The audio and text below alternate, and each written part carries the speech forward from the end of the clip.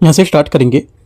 दृष्टि हम लोग यहाँ पर मेंटरशिप देख रहे थे टेस्ट, ठीक है। मेंटरशिप यहाँ पर टेस्ट नंबर 5वां जो भी यहाँ पर लास्ट संडे को है, ठीक है। ये खत्म करने के बाद हम लोग 6ठा नंबर पेपर भी देखेंगे जो भी संडे को हुआ था, वो लोग कल शाम तक कवर करेंगे, राइट। तो यहाँ पर स्टार्ट करते हैं, देखते हैं क्वेश्चन यहाँ पर क्या होंगे। पार्ट 1 हम लोग यहाँ पर देख चुके हैं इसका करीब 50 क्वेश्चन, और पार्ट 2 हम लोग यहाँ से आज कवर करेंगे। तो यहाँ से टेस्ट नंबर 5 फिनिश होगा, ठीक है। ये हम लोग अपना channel UPSC knowledge tag UKT और दिल्ली यूपीएससी नॉलेज टैग डीयूकेटी दोनों पर देख रहे हैं, ठीक है। तो दोनों पर आप जुड़ सकते हो, दोनों अपने चैनल है, राइट। आते स्टार्ट करते क्वेश्चन, देखते हैं 1 नंबर क्वेश्चन से 50 तक हो गए थे करीब, और उसके आगे से कवर करेंगे। और उसके बाद फिर हम लोग यहाँ पर विजन एस का भी टेस्ट पेपर स्टार्ट करेंगे 1 नंबर से, ठीक है। यहाँ से 50 नंबर क्वेश्चन है, बोला कि भक्ति परंपराओं और उनके यहाँ पर संबद्ध धार्मिक जो आंदोलन है उसके हिसाब से यहाँ पर विचार करना है कौन सा सही सम्मिलित होगा, ठीक है। पहला बोला कव्वाली, 50 का क्या होगा पहला, ये सूफी संत, करेक्ट है।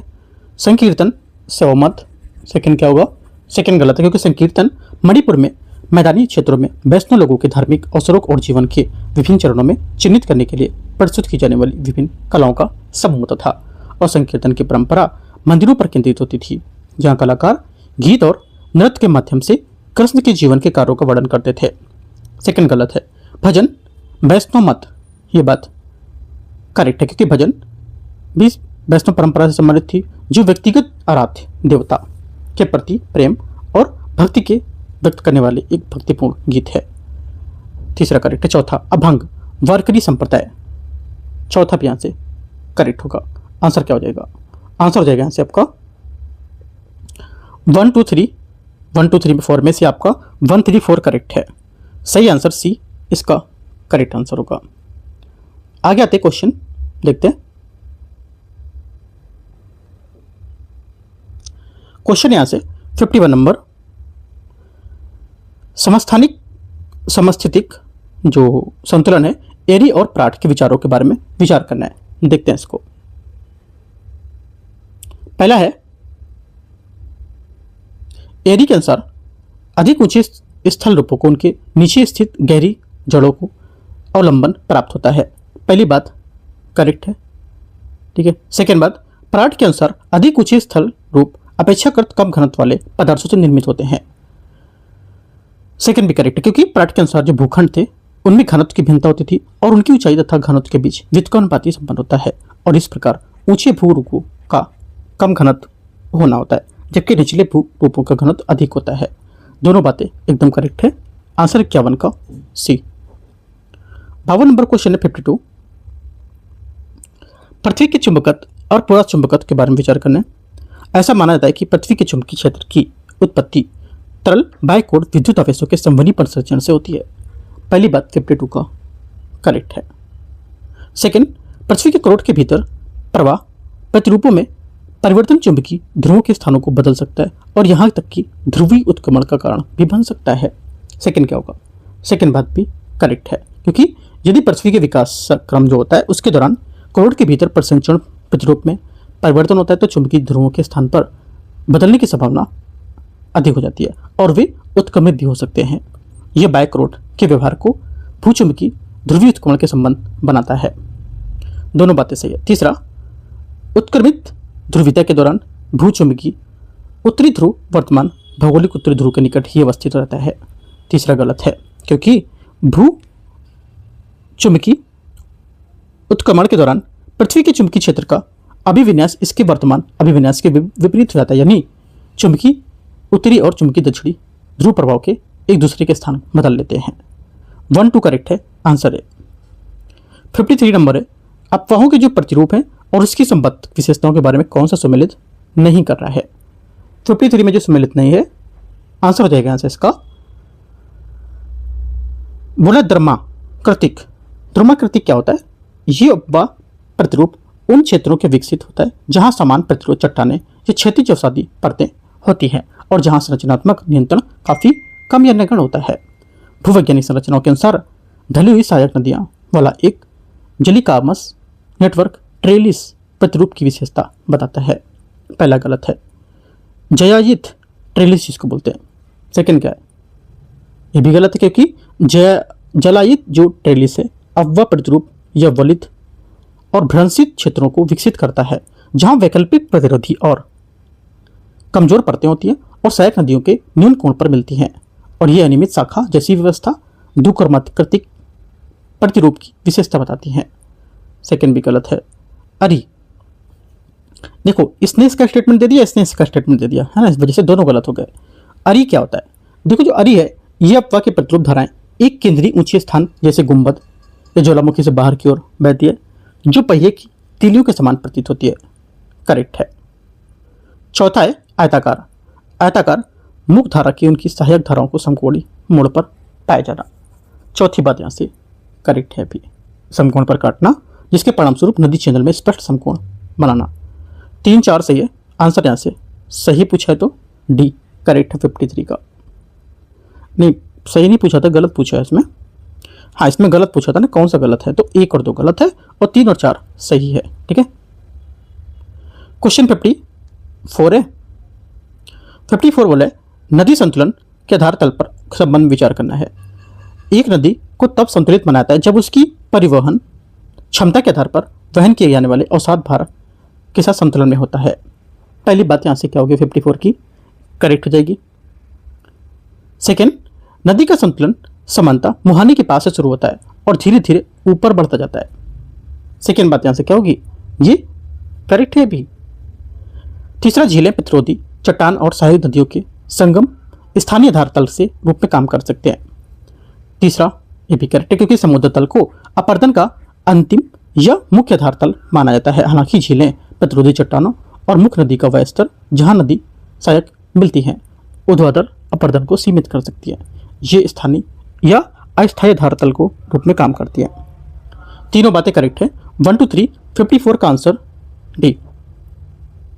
55 नंबर 55, नदी विकास परिच्छेदिका समायोजन की प्रक्रियाओं के बारे में विचार करना है। नदी कायाकल्प नदी की अपरदनकारी शक्ति को बढ़ाता है, ठीक है, और इसके परिणाम स्वरूप अनुदैर्घ्य परिच्छेदिका में निक पॉइंट का निर्माण हो सकता है। 55 फर्स्ट स्टेटमेंट करेक्ट है। सेकेंड, नदी अपहरण तब होता है जब एक अधिक सक्रिय रूप से अपरदन करने वाली धारा निकटवर्ती नदी के उद्गमी स्रोत को अपने में समाहित कर लेती है। सेकेंड बात क्या होगी? सेकेंड बात यहां से क्या होगी? करेक्ट है। सेकेंड बात भी यहां से क्या हो जाएगी? इसकी करेक्ट हो जाएगी। तीसरा, एक निक पॉइंट उस चरण को दर्शाता है जब नदी अपनी संतुलित परिच्छेदिका प्राप्त कर लेती है और पार्श्व अपरदन प्रबल हो जाता है। यह बात गलत है क्योंकि निक पॉइंट यह नहीं दर्शाता है कि नदी एक सुचारू संतुलित परिच्छेदिका प्राप्त कर ली है, ठीक है, बल्कि दर्शाता है, यह बताता है कि नदी परिच्छेदिका में एक व्यवधान है और ये नए सिरे से हो रहे अधोमुखी अपरदन को दर्शाता है। तीसरी बात गलत हो जाएगी। 1 2 करेक्ट है, आंसर है। 56 नंबर है समप्राय मैदान पिनी प्लेन जिसको बोलते हैं के बारे में विचार करना है। समप्राय मैदान एक लगभग समतल सतह का निर्माण तब होता है जब लंबे समय तक जारी अपरदन किसी प्रदर्श अधिकांश उच्चावच को कम कर देता है। 56 पहला स्टेटमेंट यहाँ से करेक्ट है। इसके विकास के लिए सापेक्ष विवर्तन की स्थिरता और निरंतर आच्छादन की एक दीर्घ अवधि की आवश्यकता होती है। करेक्ट है क्योंकि संप्रदाय मैदान के निर्माण के लिए लंबे समय तक अपेक्षाकृत विवर्तनिक स्थिरता की आवश्यकता होती है, जिसके दौरान अपरदन और आच्छादन की प्रक्रिया धीरे धीरे भूदर्श के आधार तल की ओर निम्न कर देती है। तीसरा, समप्राय मैदान ऊपर उसके उभरी हुई अलग थलग अवशिष्ट पहाड़ियां को इंसलबर्ग के रूप में जाना जाता है। तीसरा गलत है क्योंकि समप्राय मैदान के ऊपर उठे हुए पृथक अवशिष्ट पहाड़ों को मोनोडनॉक कहा जाता है, ना कि एंसेलबर्ग। एंसेलबर्ग का शब्द का समानता उपयोग पृथक अवशिष्ट पहाड़ियों के लिए करते हैं, विशेषकर शुष्क और अर्धशुष्क क्षेत्रों में। 1 2 यहाँ से करेक्ट है। 57 नंबर है 57, भूआकृतियों और उनके विवरण के हिसाब से विचार करना है। देखते हैं भूआकृति और विवरण। पहला है पेडी प्लेन। पेडी प्लेन क्या होगा? ये कई पेडिमेंट के मिलने से बनी एक विस्तृत मंद ढाल वाली सतह होती है, ठीक है। सेकेंड बात है एंडरम्फ। ये पिंग के परिदृश्य विकास मॉडल में अंतिम उच्चावच वाली सतह होती है। तीसरा मोनोडनॉक। ये संप्राय मैदान के ऊपर उठी हुई एक पृथक अवस्थिति गिरी होती है। तीनों बातें यहाँ पर सही है। आंसर 57 का डी। 58 नंबर है, महासागरीय धाराओं और तटीय जलवायु तथा पारिस्थितिक तंत्र को उनके प्रभाव के संबंध में विचार करना है। उच्च अक्षांश पर महासागरीय परिसंचरण क्या होता है? समानता चक्रवाती प्रतिरूप का अनुसरण करता है, जबकि महाद्वीपों के पश्चिमी तटों पर गर्म धाराएं समुद्री जलवायु उत्पन्न करती है। पहला स्टेटमेंट 58 का करेक्ट है। सेकेंड बात है, उष्णकटिबंधीय और उपोष्णकटिबंधीय क्षेत्र में महाद्वीपों के पश्चिमी तटों पर ठंडी धाराएं शुष्क परिस्थितियों के अनुकूल होती है, जबकि पूर्वी तटों पर गर्म धाराएं आर्द्र जलवायु के अनुकूल होती है। सेकेंड बात भी करेक्ट है, क्योंकि उष्णकटिबंधीय और उपोष्णकटिबंधीय क्षेत्रों में महाद्वीपों के पश्चिमी तट पर प्रवाहित होने वाली ठंडी धाराएं शुष्क परिस्थिति तंत्र से संबंधित होती हैं, जबकि पूर्वी तट में गर्म धाराएं गर्म और वर्षापूर्ण जलवायु के अनुकूल मानी जाती हैं। एक पूरा स्टेटमेंट उन्होंने दे दिया जो पूरी बात बताई जा रही है, पूरा उठा के यहाँ रख दिया है ना। तीसरा, गर्म और ठंडी महासागरीय धाराओं का मिश्रण प्लवक की वृद्धि और मुख्य मत्स्य खनन क्षेत्रों को बाधित करता है। तीसरी बात क्या है? गलत है, क्योंकि गर्म और ठंडी धाराओं का मिश्रण ऑक्सीजन की पुनः आपूर्ति करता है और प्लवक की वृद्धि को बढ़ाता है और विश्व के कुछ प्रमुख मत्स्य क्षेत्रों का निर्माण करता है। आंसर क्या होगा? 1 2 करेक्ट है, तो ए करेक्ट हो जाएगा। आगे आते क्वेश्चन देखते हैं। क्वेश्चन नंबर कौन सा? 58 का ए करेक्ट है। 59 नंबर आते हैं। 59 नंबर निम्नलिखित पर विचार करना है। एल्बिडो आगामी और सौर विकिरण के उस भाग को संदर्भित करता है जो अंतरिक्ष वापस परिवर्तित करता है या परावर्तित हो जाता है। पहली बात 59 का करेक्ट है। सेकंड, पार्थिव विकिरण लघु तरंग और सौर आपतन को अवशोषित करने के बाद पृथ्वी द्वारा उत्सर्जित दीर्घ तरंग ऊर्जा होती है और यही प्रक्रिया वह प्रक्रिया है जो मुख्य रूप से वायुमंडल का नीचे से तापन करती है। सेकेंड बात क्या होगी? सेकेंड बात भी करेक्ट है, क्योंकि लघु तरंग सौर जो तापन होता है आपतन, इसको अवशोषित करने के बाद पृथ्वी दीर्घ तरंग पार्थिव विकिरण को उत्सर्जित करती है।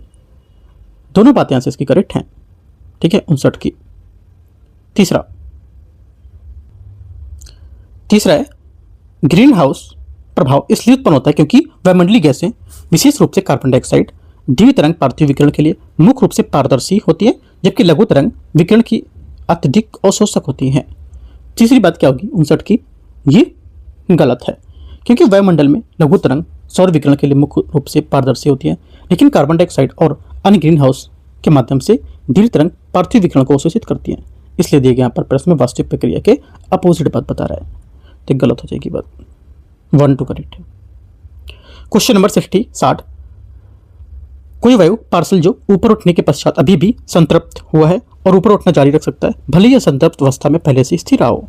विचार करना है। संघनन के बाद गुप्त उष्मा मुक्त होना ऊपर उठने वायु के पार्सल के शीतलन की दर को कम कर देता है। 60 का पहला स्टेटमेंट यहाँ से करेक्ट है। सेकेंड है, वायुमंडल तब पूर्णतः स्थिर हो जाता है जब समानता ह्रास दर और शुष्क रुद्धोष्म ह्रास दर से अधिक होता है। सेकेंड बात गलत है, क्योंकि जब समान ह्रास दर शुष्क रुद्धोष्म ह्रास दर से अधिक होता है तो ऊपर उठता है और असंतृप्त वायु पार्सल आसपास की वायु को तुलना में गर्म करता है और ऊपर उठता रहता है। ऐसी स्थिति पूर्ण अस्थिरता को दर्शाती है, ना कि पूर्ण स्थिरता को। किसको दर्शाती है? अस्थिरता को, ना कि पूर्ण स्थिरता को, है ना। आंसर क्या होगा? सेकंड गलत हो जाएगा। एक आरोही वायु पार्सल तब संतुलन प्राप्त करता है जब उसका तापमान आसपास के वायुमंडल के तापमान से कम हो जाता है। अभी मैंने बात बताई आपको, है ना। गलत है भी, क्योंकि जो आरोही पार्सल तब संतुलन प्राप्त करता है जब उसका तापमान आसपास के वायु के तापमान के बराबर हो जाएगा, ना कि कम या अधिक। कम अधिक नहीं, बराबर होना चाहिए। ओनली 1 करेक्ट है। 60 का सही आंसर क्या हो जाएगा? पूछा क्या है, सही कौन सा है? तो डी, केवल एक। 61 है, वैश्विक वायुमंडल में परिसंचरण सेल के बारे में विचार करना है। हेडली सेल की विशेषता अत्यधिक तापमान के कारण अंतःउष्णकटिबंधीय विसरण क्षेत्र के ऊपर का वायु का ऊपर उठना 30 डिग्री सेंटीग्रेड उत्तर तथा दक्षिण के पास उपोष्णकटिबंधीय उच्च वायुदाब पेटिया में अवतलन होता है। 61 फर्स्ट स्टेटमेंट करेक्ट है, क्योंकि हेडली सेल की शुरुआत अत्यधिक तापमान और संवहन के कारण उष्णकटिबंधीय विसरण क्षेत्र के ऊपर वायु के ऊपर उठने से होती है और यह वायु ऊपरी क्षोभ मंडल में ध्रुवों की ओर बढ़ती है। 30 डिग्री उत्तर और दक्षिण के पास एकत्रित होती है और ठंडी होती है और उपोष्णकटिबंधीय उच्च वायुदाब पेटियों का निर्माण हेतु अवतलित होती है। पहला करेक्ट है। सेकेंड है फेरल सेल, मध्य अक्षांशों में एक तापीय रूप से अप्रत्यक्ष सेल है जहां सतही वायु पछुआ पवनों के रूप में ध्रुवों की ओर बढ़ती है और उपध्रुवी निम्न वायुदाब पेटी के निकट ऊपर उड़ जाती है। सेकेंड बात क्या है? सेकेंड बात भी करेक्ट है। तीसरा है ध्रुवीय सेल से ऊपर उठने वाली कोष्ण वायु 30 डिग्री अक्षांश के आसपास अवतलित होने वाली वायु द्वारा संचालित एक तापीय रूप से अप्रत्यक्ष सेल होती है जिसे पृथ्वी के ध्रुवों पर एक स्थायी रूप से निम्न दाब की प्रणाली का निर्माण होता है। तीसरी बात गलत है। क्यों? क्योंकि ध्रुवीय सेल एक तापीय रूप से प्रत्यक्ष सेल है, ना कि तापीय रूप से अप्रत्यक्ष। तो ये गलत हो जाएगा। आंसर क्या होगा? 61 का 1 2 करेक्ट है। ए नंबर नहीं, 1 2 करेक्ट है तो सी नंबर। 62 आते हैं 62 नंबर क्वेश्चन। विचार करना है। पश्चिमी विक्षोभ पूर्वी भूमध्यसागर के अनुदिश उत्पन्न होता है और पछुआ जेट धाराओं के प्रभाव के पूर्व की ओर गतिमान होता है। पहला 62 का पहला स्टेटमेंट यहां से करेक्ट है। सेकेंड बात, उत्तर पश्चिम भारत में होने वाले शीतकालीन वर्षा जो रबी की फसलों के लिए अत्यधिक लाभकारी होते हैं, मुख्य रूप से बंगाल की खाड़ी के ऊपर उत्पन्न होने वाले तीव्र उष्णकटिबंधीय चक्रवातों के कारण होता है।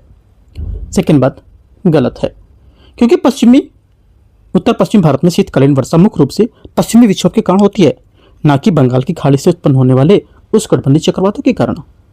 ठीक है। हालांकि यह वर्षा रबी की फसलों के लिए लाभकारी होती है, लेकिन बंगाल की खाड़ी के चक्रवात मुख्य रूप से भारत के पूर्वी तट को प्रभावित करते हैं और विशेष रूप से मानसून के बाद मौसम के दौरान।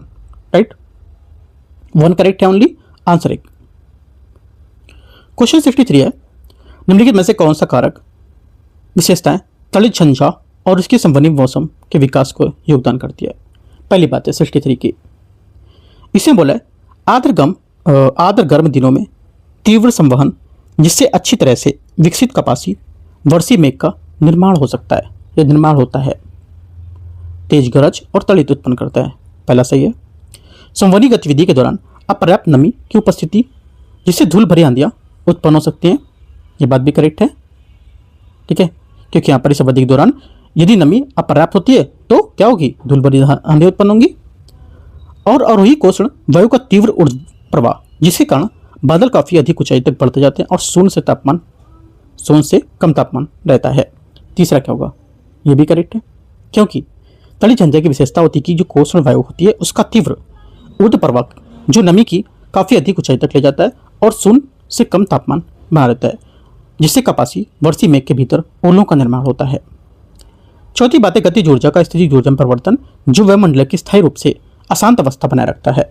चौथी बात गलत है, क्योंकि तलित झंझा असमान ऊर्जा वितरण के प्रति वायुमंडल के संयोजन का परिणाम होता है, जिसके दौरान स्थितिज और तापीय ऊर्जा गतिज ऊर्जा में परिवर्तित होती है। इस संयोजन के बाद वायुमंडल अधिक स्थिर स्थिति में लौट आता है।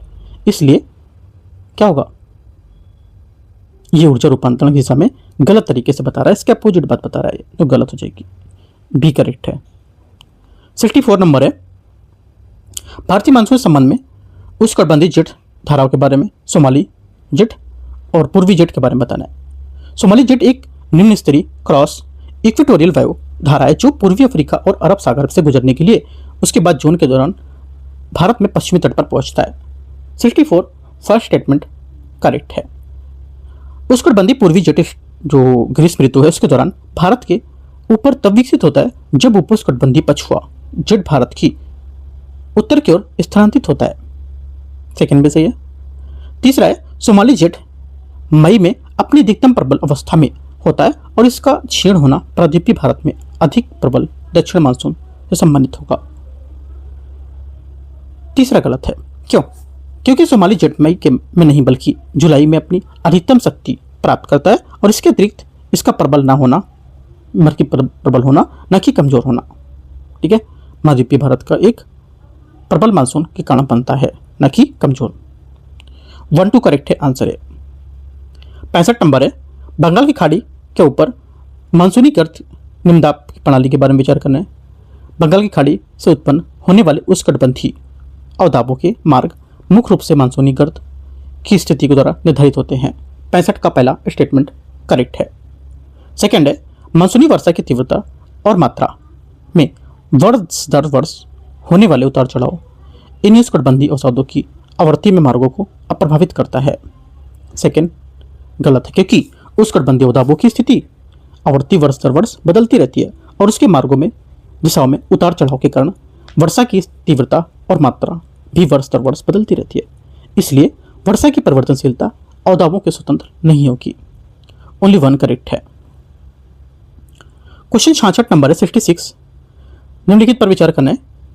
जो लवणीय मृदा होती है, विशेषता सतह पर लवण को सफेद परत होती है, समानता इनका पीएच 8.5 से अधिक होता है। पहली बात क्या है 66 का स्टेटमेंट यहाँ से करेक्ट हो जाएगा? नहीं, गलत हो जाएगा। क्यों? क्योंकि लवणीय जो मृदा होती है ये सतह पर जो लवण होते हैं सोडियम, कैल्शियम, मैग्नीशियम फ्लोराइड और सल्फेट उसकी सफ़ेद परत को प्रदर्शित करती है और इन्हें प्रायः सफ़ेद क्षारीय मृदा कहा जाता है। ठीक है, और इनमें सोडियम की उपस्थिति 15% से कम और पीएच 8.5 से कम होता है। क्षारीय मृदा सोडियम के कार्बोनेट और बाइकार्बोनेट से समृद्ध होती है और विनिमय सोडियम को कैल्शियम से बदलने के लिए जिप्सम का प्रयोग के माध्यम से सुधार किया जा सकता है। सेकंड करेक्ट है। तीसरा है भारत के अत्यधिक वर्षा वाले क्षेत्रों में पाई जाने वाली लेटराइट मृदा क्षार और सिलिका के तीव्र निच्छलन के कारण समानता 5 से 6 पीएच रेंज प्रदर्शित करती है। ये भी करेक्ट है। आंसर 2 और 3 सही है। फिर 66 का क्या होगा? करेक्ट आंसर 2 और 3 मतलब बी करेक्ट है। 67 नंबर है। निम्नलिखित पर विचार करना है। लेटेराइटीकरण एक ऐसी प्रक्रिया है जो एक अंतर आर्द्र और शुष्क दौर के साथ साथ अत्यधिक वर्षा प्राप्त करने वाले क्षेत्रों में होती है, जिससे मृदा की ऊपरी परत से सिलिका और क्षारों का तीव्र निच्छालन होता है। 67 पहला स्टेटमेंट करेक्ट है। पूर्ण जलीकरण शुष्क और अर्धशुष्क क्षेत्रों में एक विशिष्ट प्रक्रिया है जहां वाष्पीकरण की उच्च दर के कारण निचली परतों में विलेय लवण और ऊपर बढ़ते हैं और जिससे मिट्टी की सतह संचित हो जाती है। सेकेंड बात गलत है, क्योंकि शुष्क और सूखे क्षेत्रों में उच्च वाष्पीकरण के कारण विलेय लवण ऊपर की ओर बढ़ते हैं और सतह पर संचित हो जाते हैं। लवणीय और क्षारीय मृदा के निर्माण को संदर्भित करती हैं। जो ये पूर्ण जलीकरण है ये वास्तव में शीत आर्द्र जलवायु की एक विशिष्ट प्रक्रिया है जहां कार्बनिक अम्ल मिट्टी के ऊपरी संरचनाओं में लोहे के एल्युमिनियम का निच्छालन करते हैं। तो ये बात गलत होगी इसकी। पहली बात करेक्ट है। ठीक है, आंसर क्या होगा? ए करेक्ट है। क्वेश्चन नंबर 68 मृदागण और उनके विशिष्ट अभिलक्षण के बारे में विचार करने कौन सा सम्मिलित है? देखते हैं। पहली बात है 68 की, यहां से ये बोला कि एंटीसोल ऐसी मृदा जिनमें संस्तर विकास काफी कम और कोई प्रमाण नहीं होता है। एकदम करेक्ट है। सेकेंड बात है, सेकेंड बोला है एनसेप्टिसोल ऐसी मृदा जिनमें मृदा संस्तर विकास की केवल प्रारंभिक अवस्थाएं पाई जाती हैं। सेकेंड बात क्या होगी? सेकेंड बात ये भी करेक्ट है। वर्टिसोल क्या होता है? वर्टिसोल जो है, वर्टिसोल ये अवमृदा के निम्न क्षार संतृप्ति को लेकर के अत्यधिक अपक्षेद मृदा होती है। ये गलत है। क्यों? क्योंकि इनमें मिट्टी का उच्च अनुपात होता है और शुष्क अवधि के दौरान गहरी दरारें विकसित करती है ये। ठीक है, और ये अवमृदा मतलब सब सॉइल में निम्न क्षार संतृप्ति और मृत्तिका संचय के साथ अत्यधिक अपक्षय करती हैं। ठीक है, ये गलत है। निम्न नहीं, अत्यधिक। अल्फिसोल, अल्फिसोल क्या होता है? अपेक्षाकृत उच्च प्राकृतिक उर्वरता वाली मध्यम रूप से निच्छलित मृदा होती है। इसकी विशेषता एक अर्जलिक संस्तर तुलना में रूप में उच्च क्षार संतृप्ति को लेकर के बताता है। तो यहाँ पर करेक्ट हो गया। 1 2 4 सही है। सही आंसर क्या है? सी।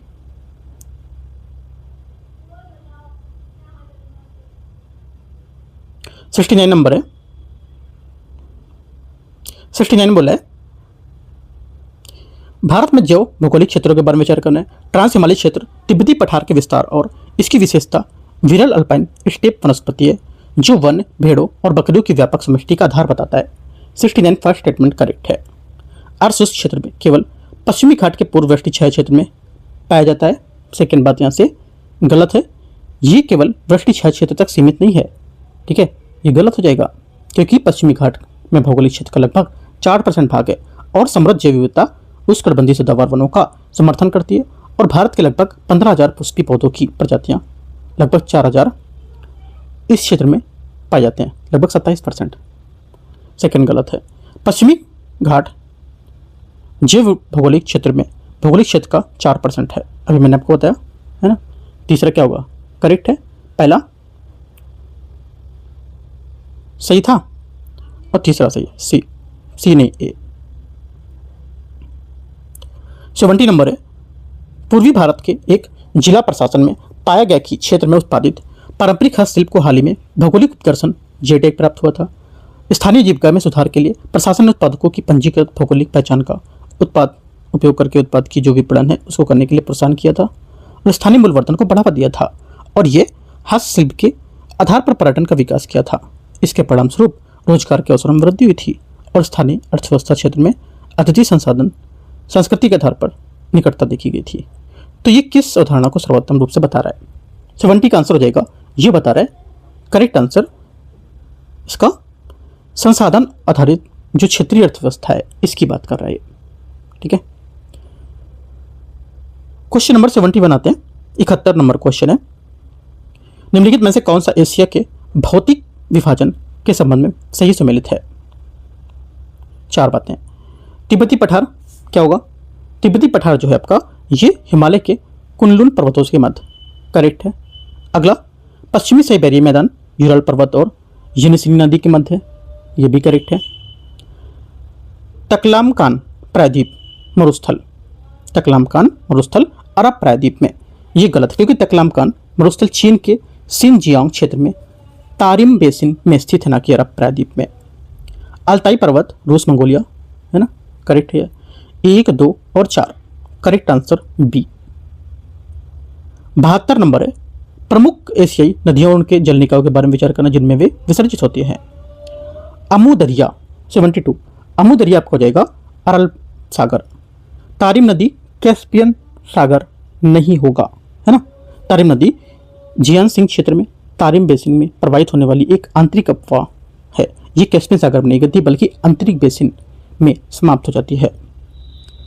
मेकांग नदी दक्षिण चीन सागर, करेक्ट है। चौथा सिंधु नदी अरब सागर, चौथी बात भी करेक्ट है। आंसर 1, 3, 4 बी करेक्ट है।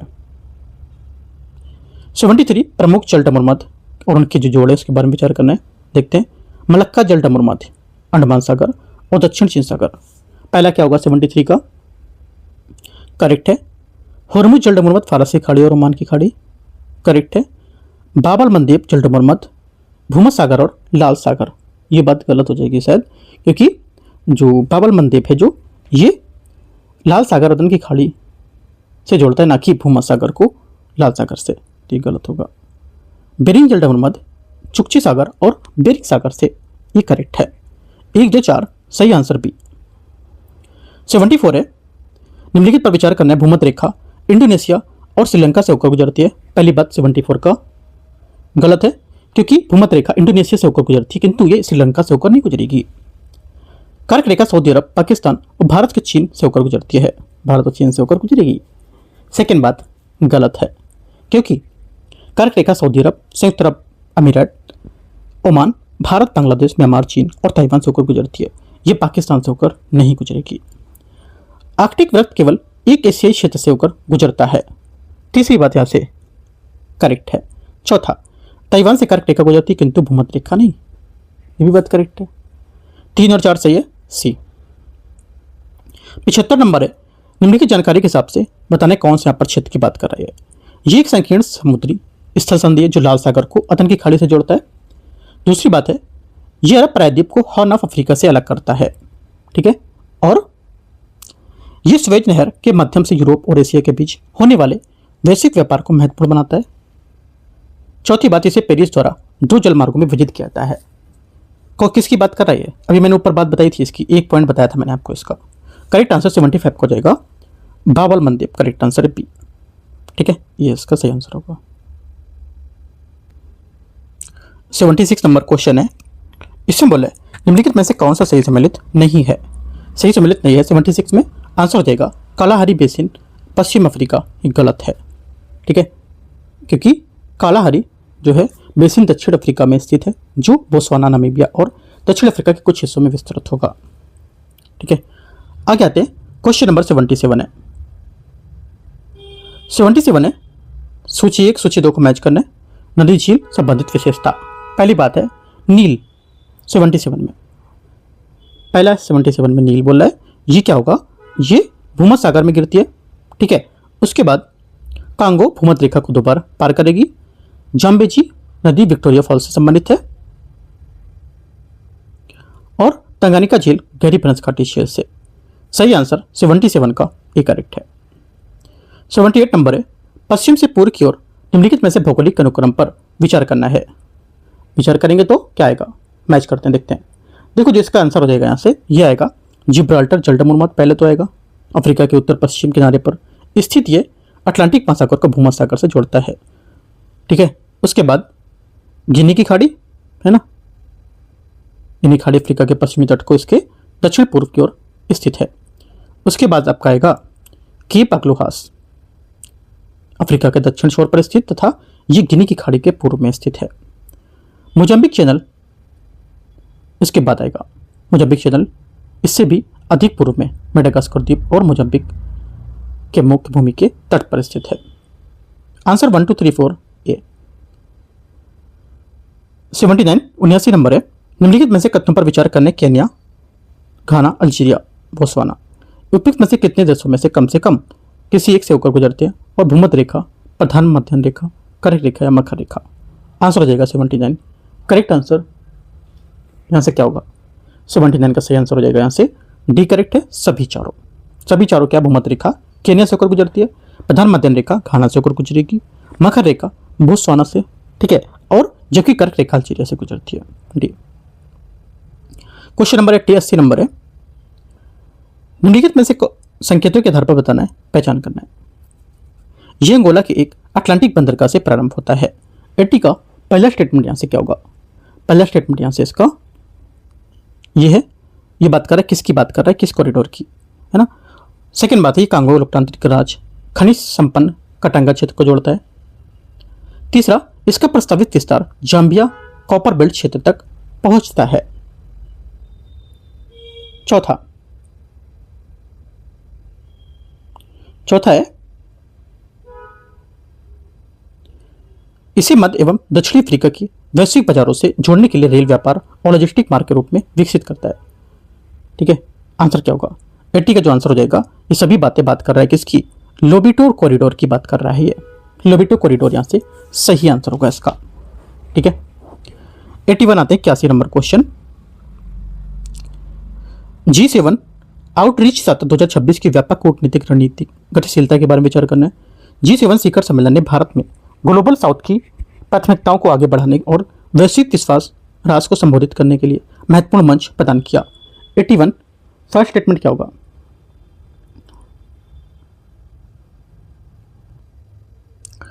का पहला स्टेटमेंट यहां से क्या हो जाएगा, करेक्ट हो जाएगा।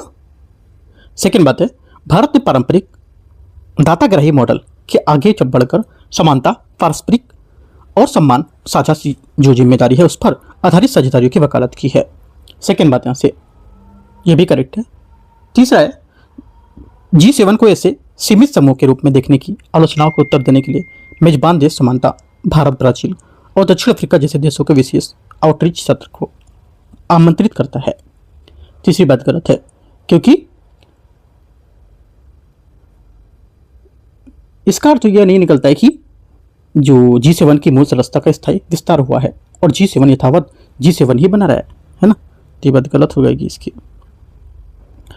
पहला दूसरा करेक्ट है और जो निष्कर्ष के हिसाब से इसका आंसर होगा 1 2 ही करेक्ट हो जाएगा, है ना।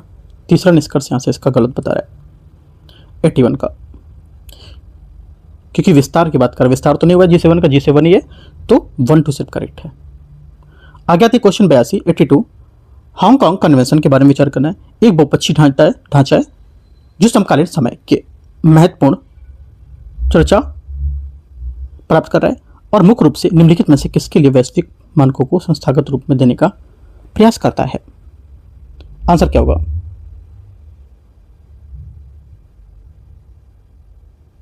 करेक्ट आंसर हो जाएगा यहां से इसका जो सही आंसर होगा ये होगा 83 का करेक्ट आंसर 1 हो जाएगा। सीमा पार इलेक्ट्रॉनिक अपशिष्ट के आवागमन को न्यूनतम करना और विकासशील जो अर्थव्यवस्था उसमें भारी धातु निपटान को लेकर विषाक्त प्रभाव को कम करना। 82 का 82 है ना, हाँ 82 का आपका जो आंसर हो जाएगा बी करेक्ट होगा, ए नहीं। ये सुनिश्चित करना कि उपयोग की अवधि समाप्त हुए जहाजों को व्यावसायिक रूप से समुद्री पारिस्थितिक तंत्रों में समझौता के लिए बगैर इसके रूप में सुरक्षित नष्ट किया जाए। बी आंसर 82 का सही होगा। ठीक है, भारत ने वर्ष 2019 में इस कन्वेंशन की पुष्टि की थी और इतने घरेलू शिपयार्ड और संरचना अंतर्राष्ट्रीय मानकों के अनुरूप बनाने के लिए घरेलू जहाज पुनर्चक्रण उद्यम 2019 अधिनियमित किया था। 83 नंबर 83 नंबर है ब्रिक्स अंतरिक्ष सहयोग के संबंध में विचार करना है। ब्रिक्स अंतरिक्ष एजेंसी की बैठक 2026 भारत की ब्रिक्स अध्यक्षता के अंतर्गत भारतीय अंतरिक्ष अनुसंधान संगठन द्वारा आयोजित की गई थी। 83 का पहला क्या होगा, करेक्ट है। सेकेंड, बैठक में केंद्र बिंदु में एक BRICS remote sensing satellite constellation को सुदृढ़ करना और सतत अंतरिक्ष संचालन को बढ़ावा देना शामिल है। सेकेंड बात भी सही है। तीसरी बात है ब्रिक्स अंतरिक्ष परिषद को सभी ब्रिक्स अंतरिक्ष कार्यक्रम के लिए एक स्थायी निर्णय निर्माण के लिए पहले स्थापित किया जा चुका है। तीसरा क्या होगा, तीसरा से गलत, क्योंकि ब्रिक्स अंतरिक्ष परिषद में प्रस्ताव केवल बैठक की दौरान संस्थागत सहयोग से बढ़ाने हेतु किया गया था। इसे अभी तक एक स्थायी निर्णय निर्माण के रूप में स्थापित नहीं किया गया है। 1-2 करेक्ट है, आंसर है।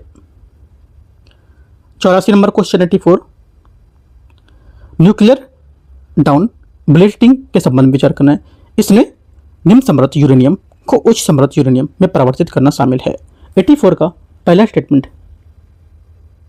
क्या होगा, पहला स्टेटमेंट यहां से 84 का गलत है, क्योंकि न्यूक्लियर डाउन ब्लेटिंग अत्यधिक समृद्ध यूरेनियम को निम्न समृद्ध यूरेनियम में परिवर्तित करता है, इस वजह से गलत हो जाएगा। सेकंड है, यह हथियार ग्रेड यूरेनियम में स्टॉक को प्राकृतिक या अवक्षयित यूरेनियम के साथ मिलाकर कम करता है। सेकंड करेक्ट है। यह नाभिकीय ब्रेकआउट टाइम को बढ़ाता है। तीसरी बात यहां से करेक्ट है। आंसर 2 और 3 सही है, क्या हो जाएगा, ए करेक्ट है। आगे आते क्वेश्चन 85 नंबर, भारत इजराइल रक्षा संबंध के बारे में विचार करना है। भारतीय वायुसेना इजराइल की बहुपक्षीय ब्लू फ्लैग अभ्यासों में भाग लेती है और भारतीय नौसेना के जहाजों अक्सर हाइफा सद्भावना पोर्ट कॉल करते हैं। पहली बात 85 का क्या होगा, करेक्ट है। बराक 8 जो है ये मिसाइल प्रणाली को रक्षा अनुसंधान विकास संगठन DRDO और इजराइल एरोस्पेस द्वारा संयुक्त रूप से विकसित किया गया है और इसे भारतीय सशस्त्र बलों की तीनों सेनाओं द्वारा तैनात किया जा रहा है। सेकंड बात क्या है, सेकंड बात भी सही है। 85 का दोनों बात यहां से करेक्ट है। आगे आते क्वेश्चन 86 नंबर, भारत में भौगोलिक GI टैग के बारे में विचार करना है। पहली बात है, भौगोलिक उपदर्शन का पंजीकरण माल और भौगोलिक उपदर्शन अधिनियम 1999 के तहत प्रशासित किया जाता है। पहली बात करेक्ट है। GI टैग 20 वर्षों की अवधि के लिए सुरक्षा प्रदान करता है, जिसके बाद पंजीकरण को अनिवार्य रूप से सार्वजनिक डोमेन स्थानांतरित कर दिया जाना चाहिए। सेकंड बात क्या होगी, गलत है, क्योंकि पंजीकृत GI टैग 10 वर्षों के लिए वैध होता है और इसे आगे भी 10 वर्षों की अवधि के लिए नवीनतम किया जा सकता है। ठीक है, तो ये गलत होगा। वाणिज्य और उद्योग मंत्रालय के तहत उद्योग संवर्धन और आंतरिक व्यापार विभाग DPIIT GI पंजीकरण की देखरेख करता है, ये बात करेक्ट है। 1 और 3 सही है इसका। क्वेश्चन 87 है 87, सेवा उत्पादन सूचकांक ISP के बारे में विचार करना है। सेवा उद्यमों की बाहरी आपूर्ति उच्च आवृत्ति वाले वस्तु एवं सेवा कर GST डेटा उपलब्धता ने एक विश्वसनीय सेवा उत्पादन सूचकांक का संकलन को बल दिया है, संभव बनाया है। पहला 87 का पहला स्टेटमेंट यहां से करेक्ट है। सेकंड, एक डिफ्लेटर सेवा उत्पादन में वास्तविक वृद्धि को मापने के लिए सांकेतिक सेवा राजस्व कीमतों में होने वाले बदलाव को प्रभाव को हटा देता है। सेकंड बात भी सही है। तीसरा, यहां पर जो भी इसमें नीचे कथन देखेंगे उसके हिसाब से तीसरा यहां पर है सांख्यिकी कार्यक्रम सांख्यिकी कार्यक्रम कारण मंत्रालय व्यक्तिगत सेवाओं, औपचारिक और अनौपचारिक क्षेत्रों में घूत और आईएसपी की सांख्यिकी ट्रैकिंग ढांचे की बाहर रखता है। तीसरा क्या होगा? तीसरा यहाँ से भी करेक्ट है। तीनों यहाँ पर ये जो है ये इसमें अपने जो कथन है और इसके स्टेटमेंट है उसकी व्याख्या भी करेंगे, है ना। मतलब एक तरह से उसी चीज़ को लेकर ये बता भी रहे हैं अपनी बात, ठीक है। जिसमें से आपको जो स्टेटमेंट ऊपर दे रहा है ये आपके करेक्ट होने चाहिए और ये बात इससे मैच होनी चाहिए। जैसे कि बोला है कि यहाँ पर सांख्यिकी कार्यक्रम मंत्रालय जो है इसको लेकर के जो ट्रैकिंग ढांचे से बाहर रखता है, तो ये हमारी बात कर रहा है इस सूचकांक में भारत की असंगठित लेकर के यहाँ पर सटीक रूप में बात करता है। मतलब उसी चीज़ को ये आगे बढ़ा रहा है बात, है ना। तो ये सही बढ़ा रहा है या नहीं आपको ये देखनी होती है बात, ठीक है। आंसर क्या होगा? करेक्ट है सभी 1 2 3। कौन सा क्वेश्चन था? क्वेश्चन 87 ना। हाँ 87 का क्या है? डी करेक्ट है। 88 नंबर है 88। 88 नंबर है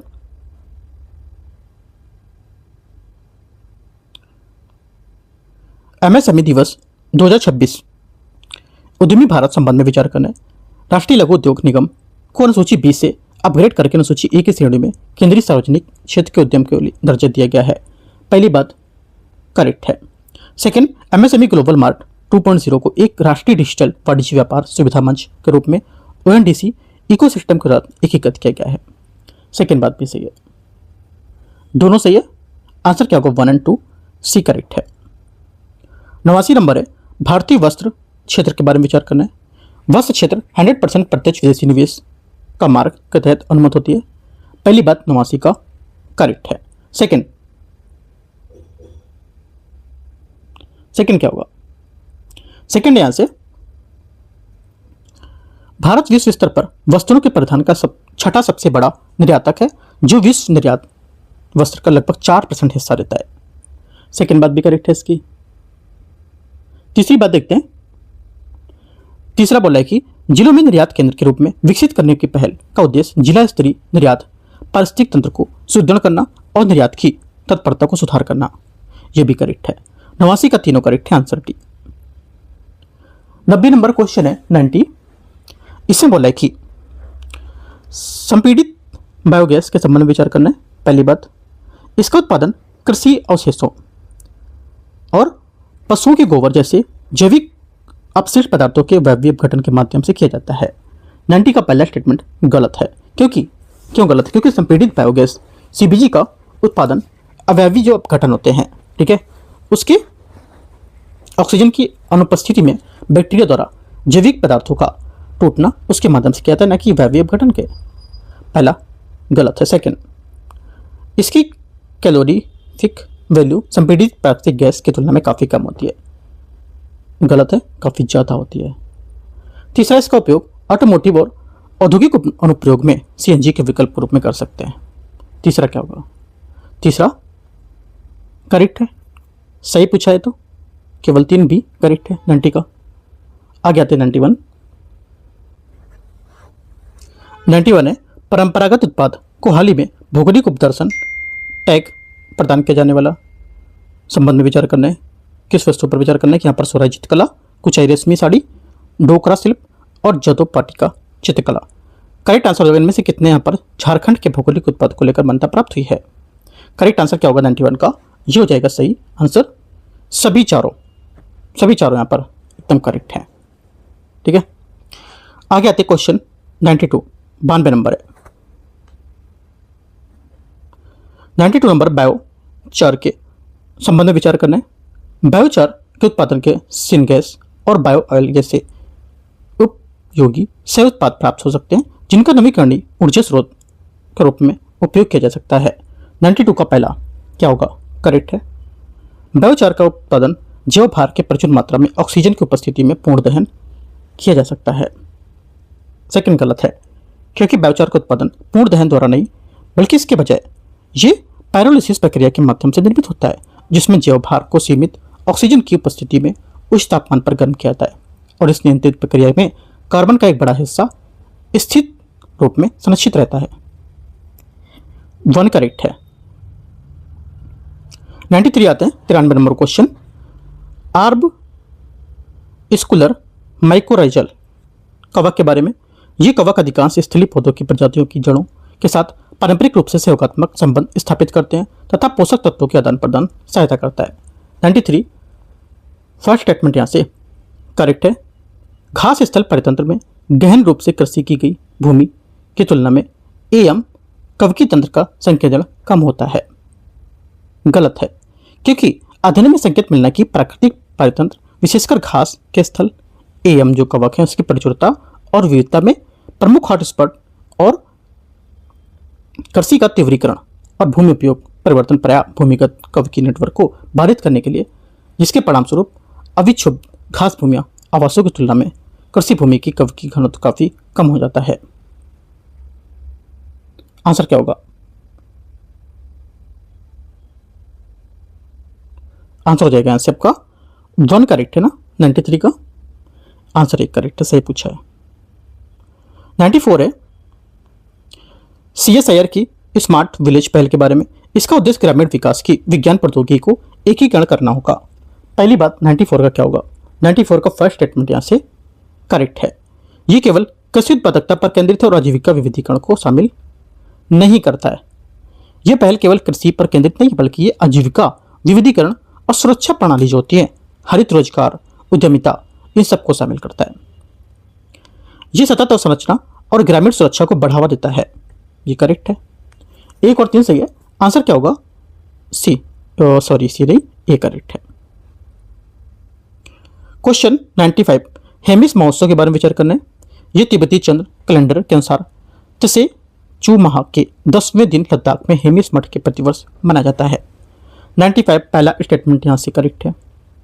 यह उत्सव गुरु पद्म संभव की जयंती के उपलक्ष्य में मनाया जाता है, जिन्हें तिब्बती बौद्ध धर्म में धरती बुद्ध के रूप में पूजा जाता है। सेकेंड बात क्या होगी? करेक्ट है भी। बिच्छू द्वारा पवित्र चाम मुखौटा नृत्य बुराई पर अच्छाई की विजय के प्रतीक के रूप में किया जाता है। तीसरा भी करेक्ट है। चौथा उत्सव के दौरान प्रत्येक गुरु पद्म संभव की एक विशाल थंग का प्रदर्शित की जाती है। चौथा गलत है, क्योंकि गुरु पद्म संभव की विशाल थंग का प्रत्येक वर्ष प्रदर्शित नहीं की जाती है। ये हर 12 साल में एक बार तिब्बती मंकी वर्ष के दौरान प्रदर्शित की जाती है। चौथा गलत है। आंसर 1 2 3 करेक्ट है। तो 95 96 नंबर है। हाल ही में खबरों में रहा शब्द हेमाडपंथी का सर्वोत्तम वर्णन कौन करता है? हेमाडपंथी का सर्वोत्तम वर्णन कौन करता है? आंसर हो जाएगा 96 का करेक्ट आंसर यहां से मंदिर स्थापत्य की एक शैली जिसकी विशेषता तारीखे आकार की योजनाएं और बिना गारे की सूखी चिनाई है। बी क्या होगा? 96 का आंसर हो जाएगा। ठीक है। सूखी चिनाई क्या होता है? इसमें पत्थरों की संरचनाओं का निर्माण चूने या गारे के उपयोग के लिए बिना किया जाता है। इसके बजाय पत्थरों को एकीकृत परिष्कृत इंटरलॉकिंग सिस्टम एक दूसरे में फंसने वाली प्रणाली का उपयोग करके इस तरह काटा जाता है कि वे आपस में मजबूती से जुड़े रहें। क्वेश्चन 97 है। मेघधातु 96 से क्या बताया था मैंने? 96 का बी बताया था। 97 है मेघधातु जो परियोजना है के बारे में विचार करना है। यह परियोजना कावेरी नदी पर तमिलनाडु राज्य में प्रस्तावित है। पहली बात क्या है? पहला स्टेटमेंट 97 का क्या होगा? सोचो। पहला गलत है, क्योंकि मेघधातु परियोजना कावेरी नदी पर कर्नाटक राज्य में रामनगर जिले में निकट मेघधातु क्षेत्र में प्रस्तावित। इसका उद्देश्य जल प्रबंधन, पेयजल आपूर्ति और जल विद्युत उत्पादन को लेकर जलाशय की निर्माण करना। सेकेंड है कावेरी नदी का उद्गम पश्चिमी घाट में ब्रह्मगिरी श्रेणी से स्थित ताल कावेरी से होता है। सेकेंड क्या होगा? करेक्ट है। सेकेंड करेक्ट है। ओनली 2 करेक्ट है। दूसरा आंसर बी। 98 नंबर निम्नलिखित पर विचार करना है। प्रौद्योगिकी पहल और यहां पर संबंधित विशेषता कौन सी है इसकी? देखते हैं 98 में। पहला AI कोर्स डाटा सेट्स एवं AI मॉडल का भंडार है, करेक्ट है। सेकेंड बात है मेघराज सरकारी क्लाउड पहल है जिसका उपयोग डिजिटल शासन प्लेटफॉर्म के लिए किया जाता है। तीसरी बात है विश्वस्य ब्लॉकचेन स्टैक राष्ट्रीय ब्लॉकचेन ढांचा करेक्ट है। चौथा सोआर, SOAR, ये पूर्ण रूप इसका होगा स्कर्लिंग फॉर AI रेडीनेस, जिसका उद्देश्य स्कूल में छात्रों की AI साक्षरता को विकसित करना, न कि सेमीकंडक्टर कौशल विकास कार्यक्रम। 3 करेक्ट है। Answer C 98।